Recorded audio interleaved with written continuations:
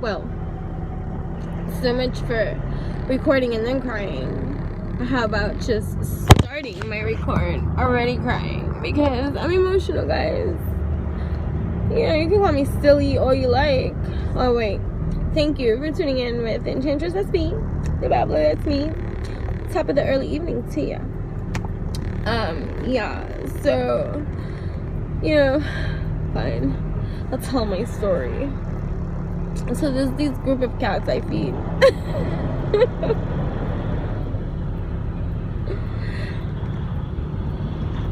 And one of them, which is the mama cat, which started, I call her the mama cat because she's the reason I started feeding them, because she was the first one I ever encountered in the yard that had kittens.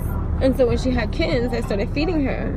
So, you know, me and this mama cat have a bond. So then she had another freaking baby, and this baby was discovered by one of the workers on the job today. And because it was trapped, it was like stuck somewhere between something, and I guess it's the only one from her litter that survived.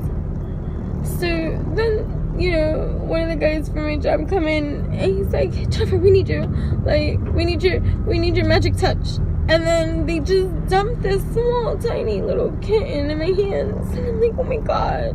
You know, because it still needs milk. It still needs its mama. You know.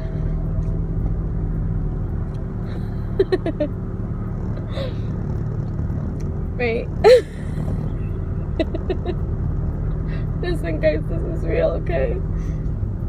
So, yeah. So, it needs all of this. They dump it on me, and I'm like,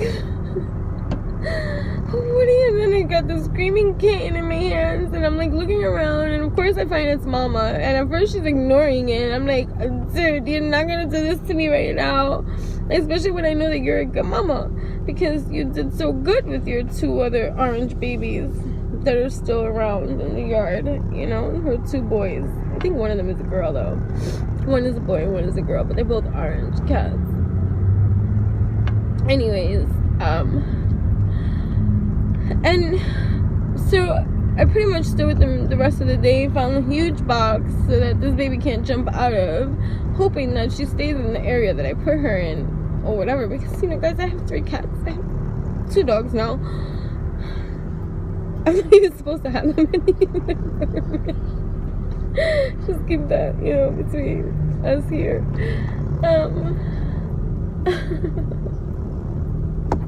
Anywho, so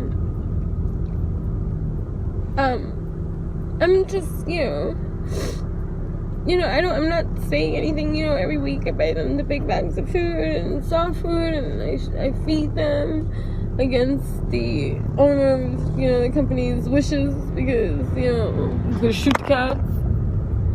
But anyways, this is really real. So I just cried because, you know, I want to do more. I wish I could do more. Like, you know, I want to put all of them in a home, because you call the ASPCA, you know, they're just gonna kill them. Or you want to fix them, but you have to have, like, some place to be able to fix them, and nobody's gonna sign for that, you know. So I'm just here, you know, leaving, you know, and just, I'm not saying, you know, I do as much as I can possibly do. I just, you know, I just feel like she wanted me to do something, and I wish I can take her home with me, but realistically, like, you know, I just can't. So yeah, so I just wanted to share that story. Why I'm being such a crybaby on my way home. Because I want to do more.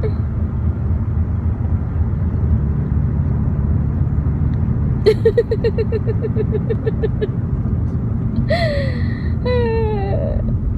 motherfucker. I go the same motherfucking way as you, so I don't know where you're going. Patience. My Cardi B's on. Maybe it's on the radio. Oh yeah. So, my Cardi B.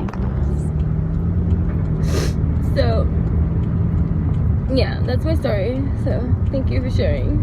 What do you do when you want to do more, but it's hard? You know? Got some advice for me?